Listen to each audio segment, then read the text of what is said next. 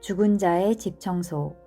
이 책의 저자인 김환은 독특한 이력의 소유자입니다. 대학에서 시를 전공하고 출판과 트렌드 산업 분야에서 일하다가 취재와 집필을 위해서 몇 년 동안 일본에 머물게 됩니다. 동일본 대지진을 겪은 후 귀국해서 특수 청소 서비스 회사를 설립하고 그 일을 하게 됩니다.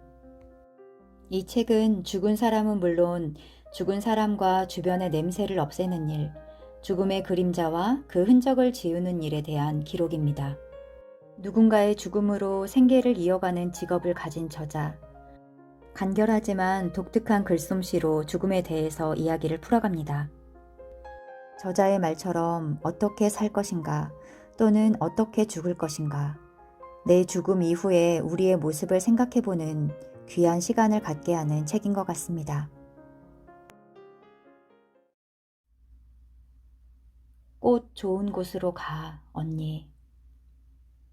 봄이 간다는 기별도 없이 종적을 감추고 한 걸음 서둘러 여름의 더위를 불러낸 6월이었다. 아침부터 습기가 자욱하더니 점심이 지나자 햇빛을 거두지도 못하고 부슬부슬 여우비가 내리기 시작했다. 오수의 달콤한 유혹이 몰려올 무렵 휴대전화에 저장된 번호로 전화가 왔다.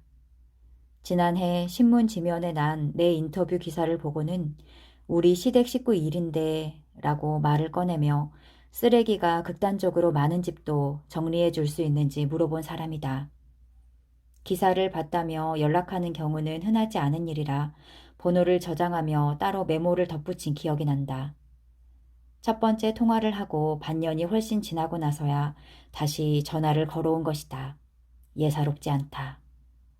네, 기억하죠. 아직 해결이 안 되었나요? 네, 그동안 여러 가지 일이 있어서요. 시어머니께서 세입자가 만든 문제로 골치 아프시다는데 혹시 방문해서 집 상태를 봐주실 수 있나요? 이제 사는 사람도 없고 문도 잠겨 있지 않아요.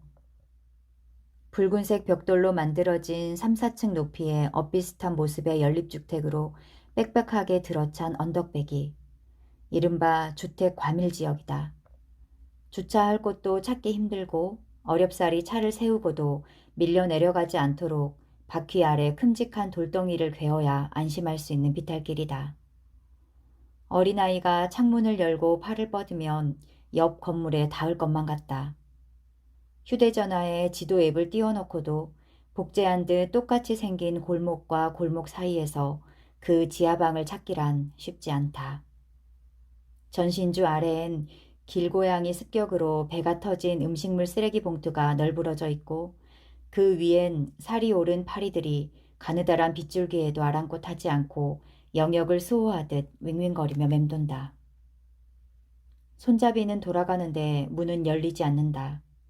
당겨도 보고 살짝 밀어도 본다.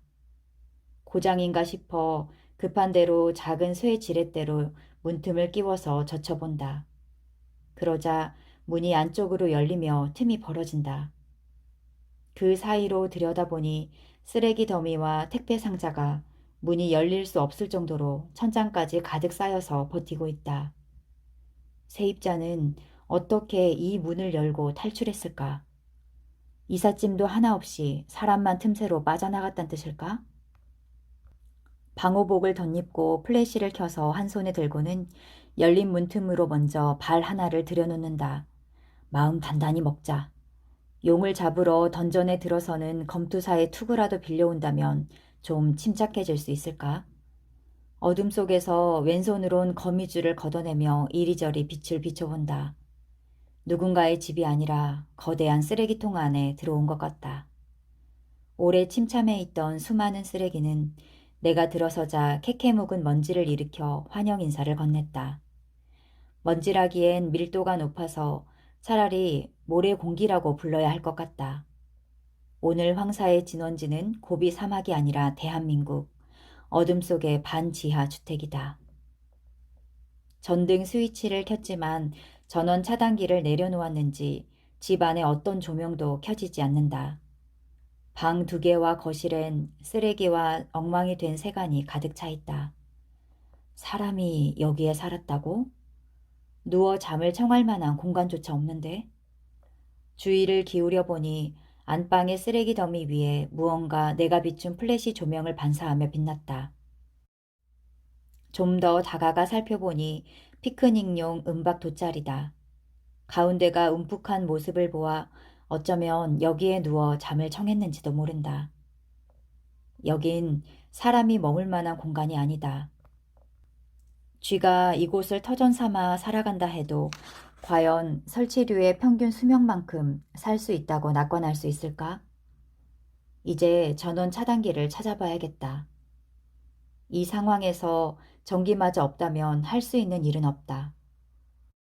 신발장 문을 열자 비밀리에 화투판을 버리다가 발각된 도박꾼들처럼 바퀴벌레 서너 마리가 후두둑 앞다투어 빠져나가고 미처 챙기지 못한 채 두고 간 판돈처럼 두꺼비 집이 얌전히 기다리고 있다. 빛을 제대로 비춰보니 스위치는 모두 위로 올려진 상태. 내부 전원 차단기의 문제가 아니라 아예 원천적으로 외부의 전기 공급이 끊어졌다는 의미이다. 한층 암담해진다. 그런데도 여기 진짜 사람이 살았다고? 한국전력공사에 전화를 걸어 미납 요금이 있다면 당장 이체할 때니 한시라도 빨리 전기를 공급해달라고 요청했다. 막힘없는 태도로 상냥하게 응대하던 상담원은 납부자 번호를 조회하곤 사뭇 어두워진 목소리로 말을 이어갔다. 고객님, 오래 기다려주셔서 감사합니다. 그 세대는 요금이 미납된 지 오래되어 여러 차례 예고해드린 대로 전기 공급을 중단했습니다. 또 전기 공급이 중단된 지도 오래되어 규정에 따라 건물에 설치된 세대별 전기 계량기를 철거했습니다. 가까운 사업소에 내방하셔서 계량기 설치 공사 일정을 따로 잡으셔야 합니다. 전기는 그 이후에 바로 사용하실 수 있습니다. 상담원과 통화를 마치고 어둠 속에서 촬영하느라 초점도 잘 맞지 않고 형태가 흐릿한 사진 몇 장을 의뢰인에게 보냈다. 그러자 그녀가 곧바로 전화를 걸어와 도리어 나에게 이 사진 속 정체가 무엇인지 되물었다. 보고도 실감이 나지 않는 모양이다.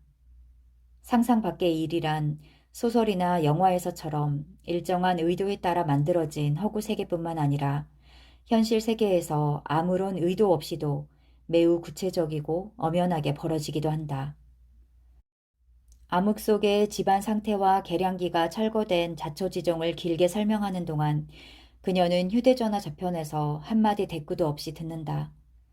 침묵은 때때로 상대가 느끼는 감정의 무게를 줄이거나 보탬 없이 그대로 전하는 힘이 있다.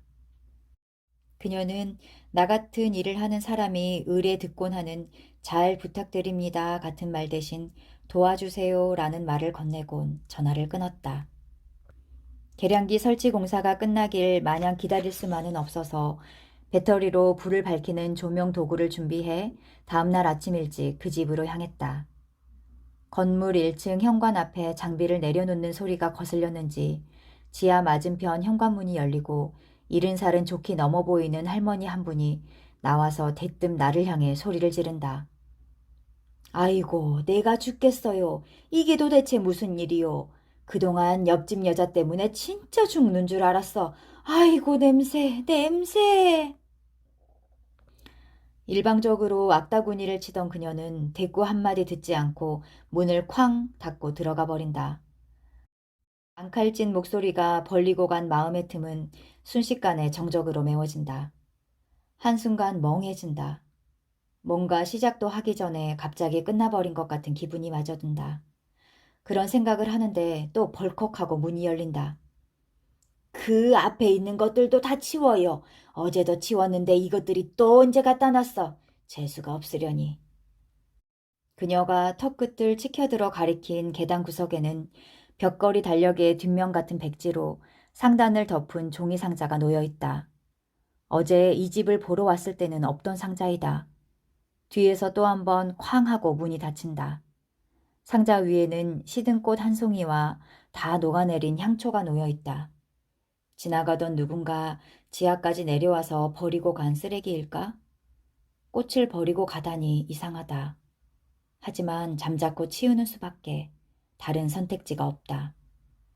점심이 지나서야 집에 전기가 들어왔다. 어둠과 미명 속에서 쓰레기를 치우나 선명하게 밝은 조명 아래에서 쓰레기를 치우나 쓰레기는 그저 쓰레기일 뿐 치우는 과정이 즐거워지지 않는다. 이른 아침부터 끌어모은 쓰레기는 태양이 왜소해지고 산마루에 엉덩이를 앉힐 무렵에야 가까스로 모두 트럭에 실어보냈다.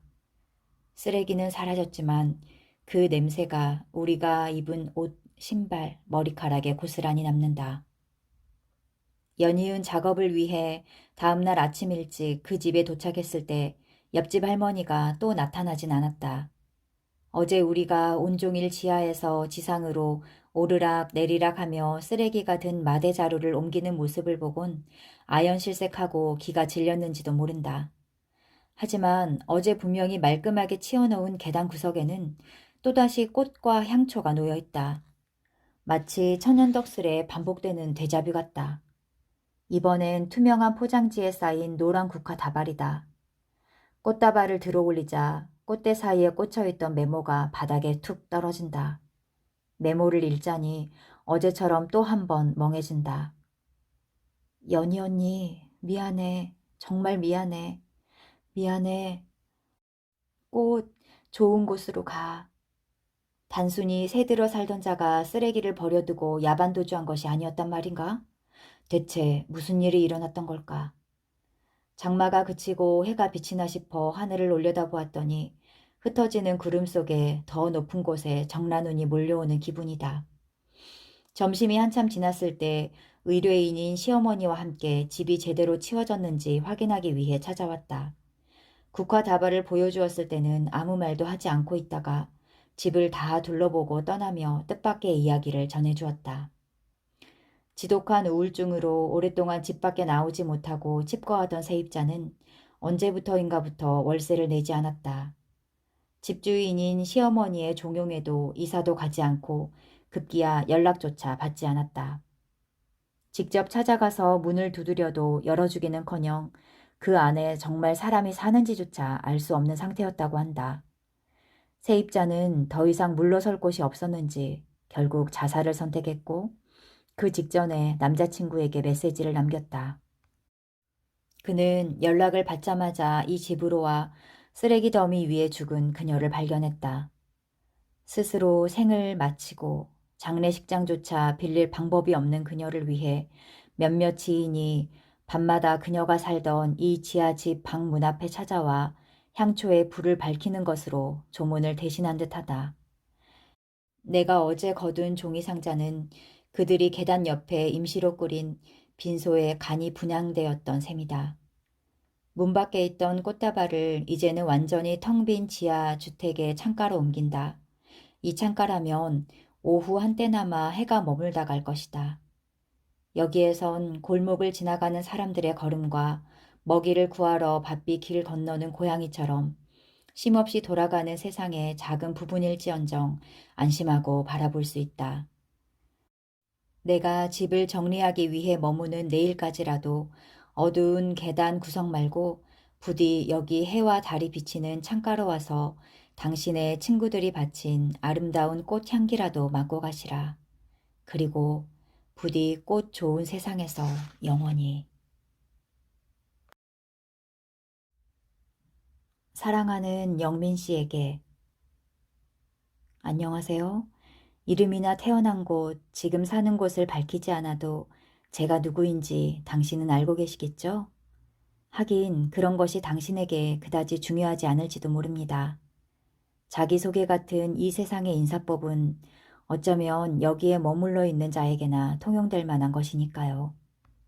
다만 당신이 여전히 살아있다면 우리가 같은 나이의 남성이라는 점만은 밝히고 싶군요.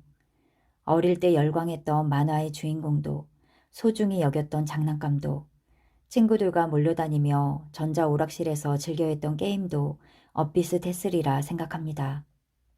우리가 청소년 시절에 따라 부르곤 했던 또 성인이 되어서 친구와 어울리며 함께 노래방에서 부르던 유행가도 겹치는 것이 많겠죠. 두꺼운 앨범 사이에 정리되지 않은 채 꽂혀 있다가 우연히 바닥으로 흩어진 사진들 사이에서 군복무 시절의 당신 모습을 보았습니다. 지금은 이름은커녕 얼굴조차 낯선 동기들과 함께 찍은 제 훈련병 시절의 초췌한 모습처럼 당신 역시 야위고 창백한 얼굴이었습니다. 당신은 오랫동안 병을 앓았던 것 같아요. 당신이 쓰러진 곳 주변에 많은 양의 피가 굳어 있었습니다. 엎드려서 토했을 뿐만 아니라 누운 채 기침을 했는지 검은 피로 베개와 침대의 이부자리가 물들었고 작은 핏방울 여럿이 천장 높이까지 튀어 있었죠. 제가 사다리를 밟고 서서 직접 천장의 벽지를 뜯었기에 그런 사소한 부분까지 발견할 수 있었습니다. 당신은 매번 끼니마다 20알이 넘는 약을 드셔야 했지요. 약봉투와 처방전이 당신의 어질러진 책상에 수북히 쌓여 있었습니다. 어쩌면 언젠가부터 약 먹는 일을 포기한 것은 아닐까? 우려가 들 만큼 많은 양의 약이 그대로 남겨져 있었습니다. 당신이 혼자 살기엔 무척 넓은 아파트였습니다.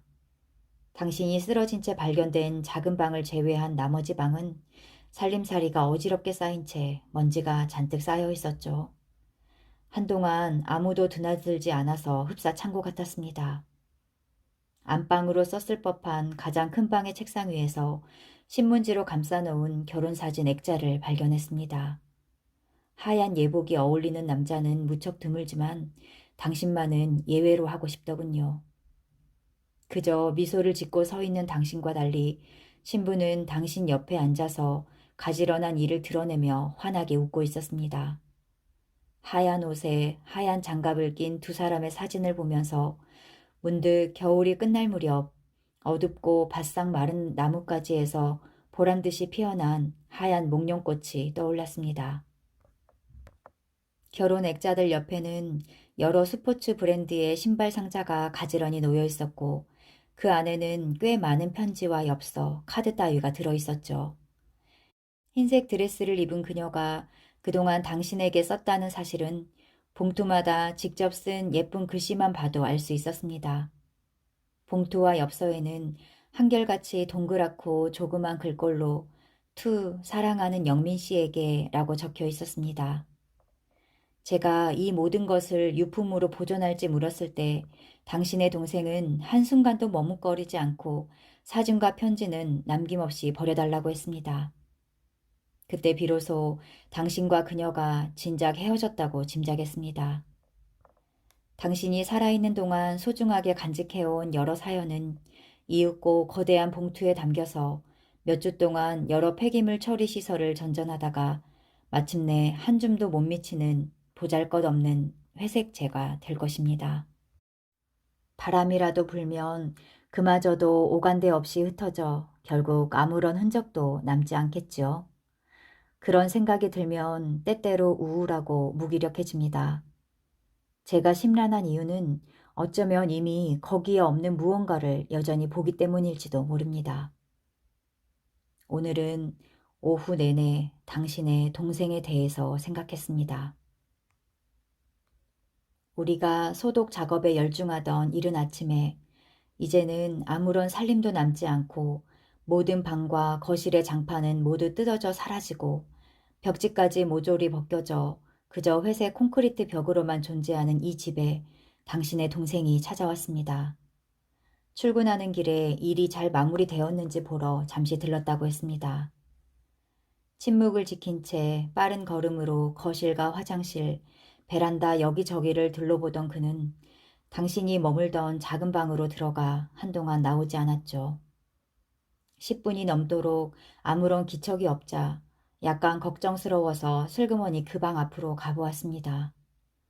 당신의 동생은 방 한가운데에 우두커니 서서 문 쪽으로 등을 보인 채 양손으로 입을 막고 거칠게 어깨를 들썩이고 있었습니다. 저는 아무런 소리도 내지 않고 그토록 오랫동안 서서 우는 남자의 뒷모습을 여지껏 본 적이 없었습니다. 저는 당신의 동생을 그대로 버려둔 채 잠자코 걸음을 뒤로 물려야 했지요. 그러고는 문을 열어놓고 사용했다가는 이웃에게 곧장 항의를 받을 만큼 시끄러운 소리를 내는 전기 분무기의 스위치를 켜야 했습니다. 왜냐면 저는 당신의 동생처럼 아무 소리를 내지 않고 울지는 못하니까요. 고맙다는 말을 던지며 황급히 집 밖으로 나가는 그를 보고도 말문이 막혀 아무런 인사말도 꺼내지 못했습니다. 저에게도 형제가 있습니다. 우리는 일찍 부모를 여의고 그저 1년에 한두 번 전화로 안부만 물을 뿐 만나지 못한 지 오래되었죠. 제가 먼저 전화를 건 지도 꽤 오래된 것 같군요. 오후 내내 당신의 동생을 떠올리며 제 형에 관한 생각을 멈출 수 없었습니다. 언젠가 당신의 동생처럼 내 형을 위해 그토록 오랫동안 울어줄 수 있을까요? 그리고 형도 나를 위해 그렇게 한참 동안 소리 없이 어깨를 들먹이며 울어줄 수 있을까요? 오늘 우리가 떠나고 다음 주가 되면 인테리어 업자들이 찾아와 낡은 조명을 걷고 효율이 뛰어난 밝은 전등으로 바꾸고 새 모노륨 장판과 실크 벽지로 이 집을 단장할 것입니다. 당신 동생의 계획대로라면 곧 이 집은 부동산 중개인이 나서서 매각되고 새로운 주인을 맞이하겠죠. 그때가 되면 부고를 듣자마자 찾아오겠다는 부모를 한사코 말려야 했던 당신의 동생도 이 아파트에 다시 찾아오는 일도 없을지도 모릅니다. 그곳에서 당신은 안녕하신지요? 이곳에 머문 며칠 동안 염치도 없이 당신이 집에 남기고 간 모든 것을 보았고 그 흔적을 지우고자 애썼지만 사실 당신에 대해 알게 된 것은 그다지 많지 않습니다. 우리는 그저 우연히 같은 해에 이 나라에 태어나 당신이 좀 더 일찍 죽었고 나는 아직 살아있을 뿐입니다. 그리고 당신이 서둘러 경험한 죽음을 향해 나 역시도 잠시도 지체하지 못하고 한 걸음씩 다가설 뿐입니다. 우리 인간 존재는 그렇게 예외 없이 죽음을 고스란히 맞이합니다. 이곳을 치우며 우연히 알게 된 당신의 이름, 출신 학교, 직장, 생년월일이 다 무슨 의미가 있는지요? 그것은 당신에 대한 어떤 진실도 말해주지 않습니다. 하지만 이 집을 치우면서 한 가지 또렷하게 알게 된 것이 있다면 당신에 대한 것이 아니라 당신을 향한 이곳에 남은 자들의 마음입니다. 당신은 사랑받던 사람입니다. 당신이 버리지 못한 신발 상자 안에 남겨진 수많은 편지와 사연을 그 증거로 제출합니다. 또 당신이 머물던 집에 찾아와 굳이 당신의 흔적을 보고 싶어 한 아버지와 어머니, 홀로 방에 서서 눈물을 흘리던 당신의 동생을 증인으로 신청합니다. 그들은 당신을 사랑했습니다. 그것은 아마도 아직 당신이 살아있을 때 병에 걸려 고통받으면서도 누군가를 사랑하는 것만은 절대 잊지 않았던 사람이기 때문이었는지도 모릅니다.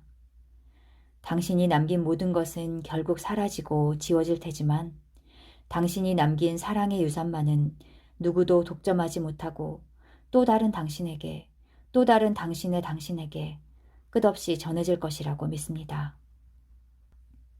그들은 여전히 당신을 사랑합니다. 부디 이 사실 하나만은 당신에게 전달되길 바라며 모자라고 부끄러운 글어를 붙입니다. 당신이 머문 곳을 치운 이름 없는 청소부 울림.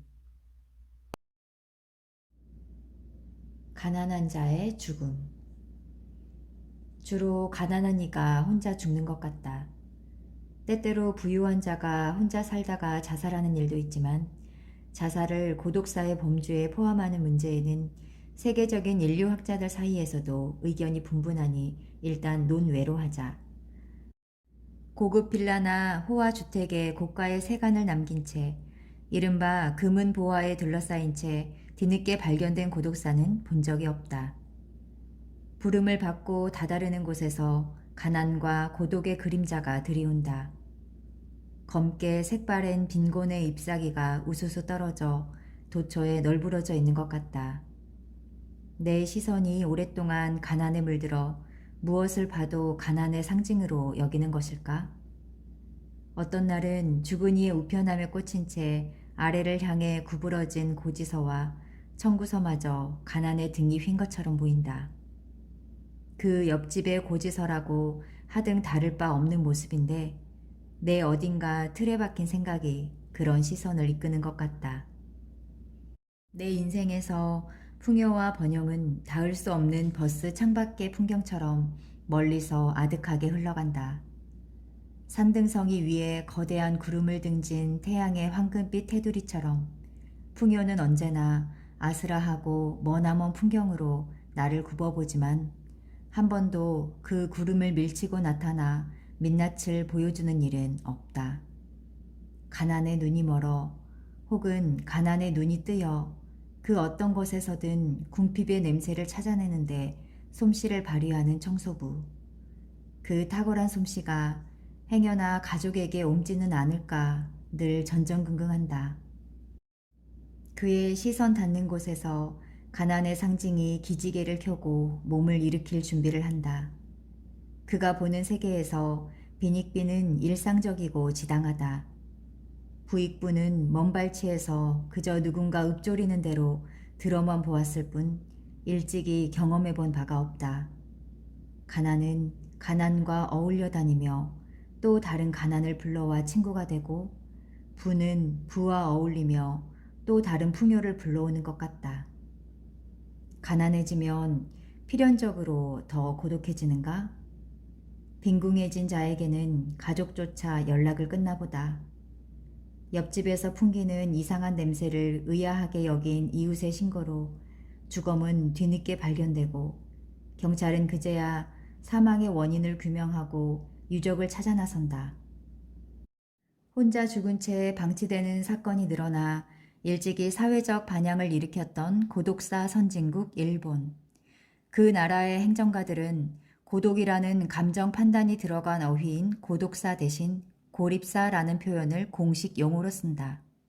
죽은 이가 처한 고립이라는 사회적 상황에 더 주목한 것이다.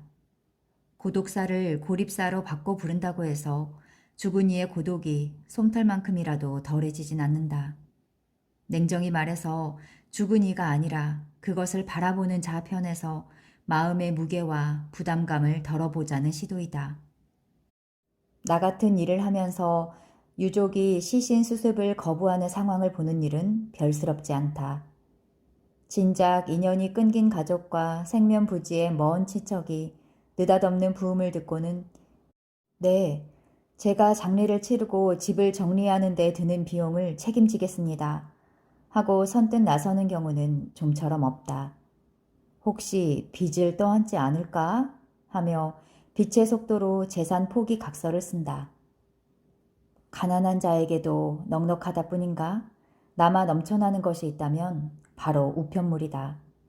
체납 고지서와 독촉장, 가스와 수도를 전기를 끊겠다며 으름장을 놓는 미납요금 경고장, 경고한 대로 이제 공급을 중단했다는 최후 통첩장이 우편함에 빽빽하게 꽂혀 있다.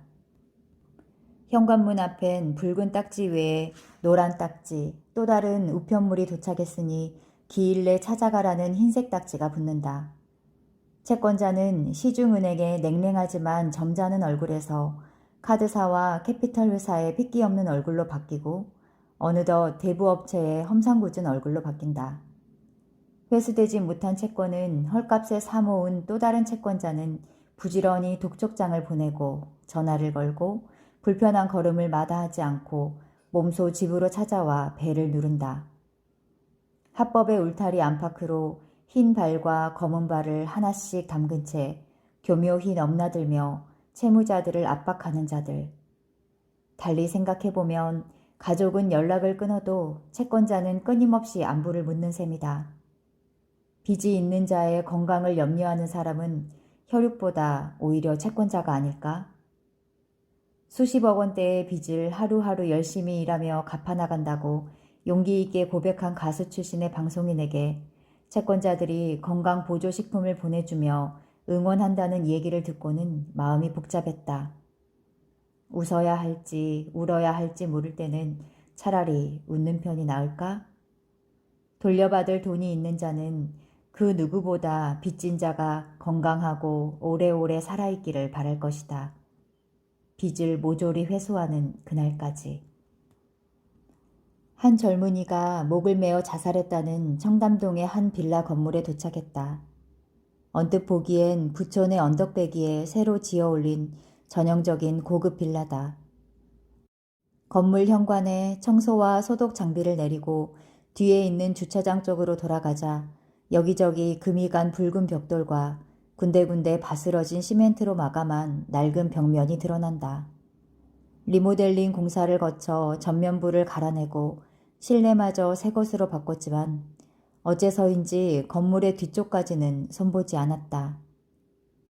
흡사 청년의 가면을 쓰고 턱시도까지 차려입은 노인이 굽은 허리를 짐짓 꼿꼿이 세운 채 안간힘을 쓰며 활보하는 할로윈의 뒤안길처럼 쓸쓸하다.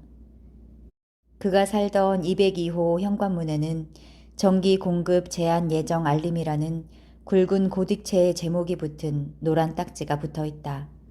문구 전체가 인쇄된 다른 예고장과 달리 사인펜으로 직접 쓴 예정 날짜가 눈에 띈다.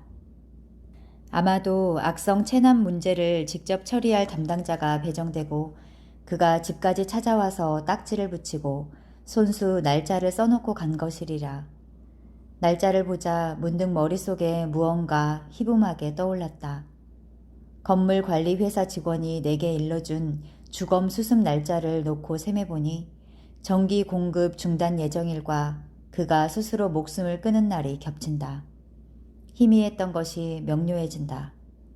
그 사실을 깨닫자마자 내 마음은 운동장만큼 거대한 옹달 속으로 빠르게 접어든다. 이 비정한 도시에서는 전기가 끊어지면 삶도 끝나는 것일까? 독촉이 이어지다가 마침내 전기가 끊긴 날, 그는 사람 키보다 높은 냉장고 앞에서 목을 메고 스스로 목숨을 끊었다. 대한민국에서 생산되지 않은 자동차가 대한민국에서 가장 많이 주차된 지역, 주거비가 비싸기로 소문난 이 동네에도 경제적인 결핍은 어김없이 찾아왔다. 가난은 차별도 경계도 없다. 모든 생명체에 들이닥치는 죽음처럼. 이 죽음을 순수한 자살로 받아들여야 할까? 목숨을 끊는 것은 분명 자신이겠지만 이 도시에서 전기를 끊는 행위는 결국 죽어서 해결하라는 무언의 권유 타살은 아닐까? 체납 요금을 회수하기 위해 마침내 전기를 끊는 방법. 정녕 국가는 유지와 번영을 위해 그런 시스템을 용인할 수밖에 없는가? 주로 가난한 이가 혼자 죽는 것 같다. 그리고 가난해지면 더욱 외로워지는 것 같다. 가난과 외로움은 사이 좋은 벗처럼 어깨를 맞대고 함께 이 세상을 순례하는 것 같다. 현자가 있어 이 생각이 그저 가난의 눈이 먼 자의 틀에 박힌 시선에 불과하다고 깨우쳐주면 좋으련만. 생사를 놓고 고민할 만큼 인간을 궁지로 몰아붙인 지대하고 심각한 문제들, 죽은 이의 마지막 순간, 마지막 머문 곳까지 찾아와 암울하고 축축한 얼룩으로 물들인 가난이나 외로움 따위는 죽음의 문을 넘는 순간부터 아무런 가치도 없어진다. 그 아무리 중차대한 것조차 하찮게 웃어넘길 수 있는 것이 되어버린다면 참 기쁠 것 같다. 가난한 자들의 낡고 해묵은 살림을 치우다가 한순간 생각을 돌려서 이제는 죽어서 홀가분해지고 비로소 걱정이 사라져 순순해졌을 얼굴을 떠올려 본다. 그저 코미디 영화의 한 장면 같은 상상이다. 그렇게 생각하면 어느새 마음이 편안해지고 내 가난 따위야 잠시 머물다 가는 구름 같은 것일 테지 하며 걸음이 가벼워진다. 어떤 날은 예기치 않게 바람이 불어와 구름이 걷히고 태양이 쑥 하고 뜻밖의 민낯을 내밀 때도 있다고 반쯤 믿고 싶다. 가난하다고 너무 심각해지지 말자. 그대가 현자라면 언제나 심각한 사람이 손해라는 것쯤은 깨달았으리라. 어차피 지갑이 홀쭉하나 배불러 터지나 지금 웃고 있다면 그 순간만은 행복하고 인간이라면 누구나 죽는다는 사실만큼은 절대 변하지 않는다.